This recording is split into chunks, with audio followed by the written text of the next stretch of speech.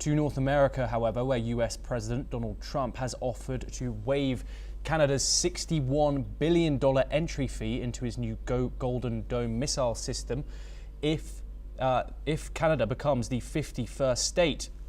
Trump proposed this on Truth Social, calling Canada a separate but unequal nation. He claimed the country very much wants in and said it would pay nothing if it joins the United States. Just hours later, King Charles III addressed Canada's parliament in a powerful show of sovereignty. He praised Canada as strong and free, drawing loud applause, though he didn't name Trump. His words pushed back on US pressure. Prime Minister Mark Carney confirmed talks with Washington are ongoing, but said Canada is also looking to strengthen defense ties with Europe. Trump's Golden Dome project, modeled on Israel's Iron Dome, has sparked global concern. Critics warn it could trigger a space arms race and undermine global stability.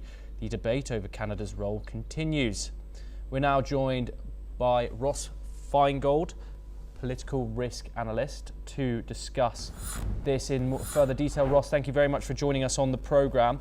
Do you think this is just political theatre, more political theatre from Donald Trump, or is this going to gain some serious traction with the Canadian public, do you think? Obviously, we haven't seen any benefits Trump to offer to Canada, serious ones anyway, but this Golden Dome project seems like something that could be quite attractive to some Canadians.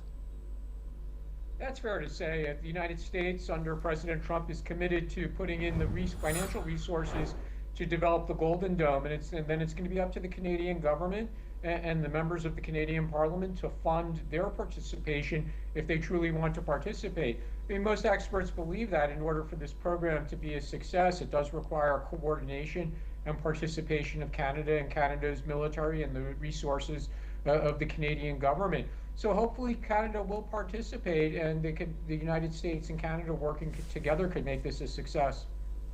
Yes, and Ross, it shows that even since Mark Carney won the Canadian election in unprecedented fashion, some say, Trump is still continuing with these annexation claims. How unprecedented is it for a US president to suggest absorbing Canada and making it the 51st state, a democracy like Canada is?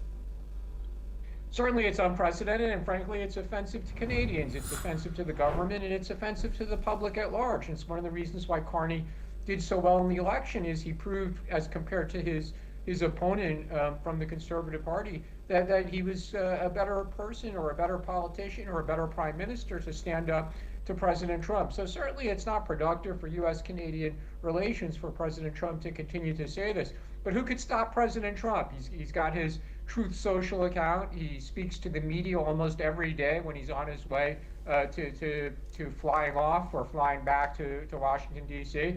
And he's going to continue to say this. And I think Prime Minister Carney has come to accept that. He knows he can't say anything or do anything that's going to stop President Trump from saying that Canada should be absorbed as the 51st state. But at the same time, he does realize that there's a trade deal to be made, and now there's potentially Canada's participation in Golden Dome.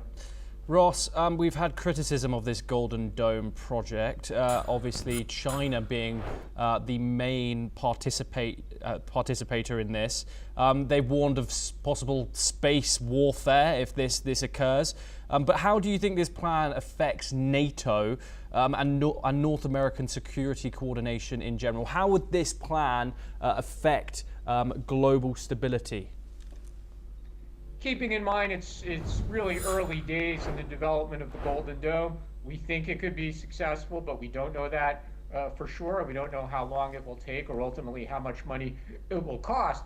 But on the assumption that it's successful and the technology could really be developed, then I think the NATO partners are going to look to have something similar deployed over the NATO countries as well. So that's certainly something to watch out for the future. But as between the United States and China and Russia as well, the militarization of space is a reality. I don't think the United States researching and potentially developing successfully the Golden Dome is changing that. Even if there was no Golden Dome, the militarization of space by the leading space players was going to occur anyway. So yeah, it might set off an arms race that is a national security risk to the United States, but that's why they develop these systems, and they look to keep the qualitative edge over the Chinese military, because the United States has identified China as the most likely near-peer competitor with whom there'd be a war. Ross, I want to briefly just talk about finally is King Charles's visit to Ottawa, his 48-hour attendance in Canada. This is obviously a statement, but it didn't address Washington directly. Talked of Canadian sovereignty. How are you rating this as a strategic signal to Washington? The king of the UK and Canada coming and speaking in Canadian Parliament for the first time in over 70 years. It was good thinking by Prime Minister Carney. We don't typically think of the Liberal Party as being close or pro-monarchy. We usually think of the Canadian Conservatives as being more friendly towards the institution and the monarchy. But this was certainly a good move from the perspective of distinguishing Canada from the United States. And one of the things that distinguishes Canada is that their head of state is still the monarch in the United Kingdom. And that's really a big difference between the United States and Canada. And I think it was a good move by Carney to make that statement. Ross Feingold, thank you very much for joining us on the programme. We now move back over to the Middle East for our next story.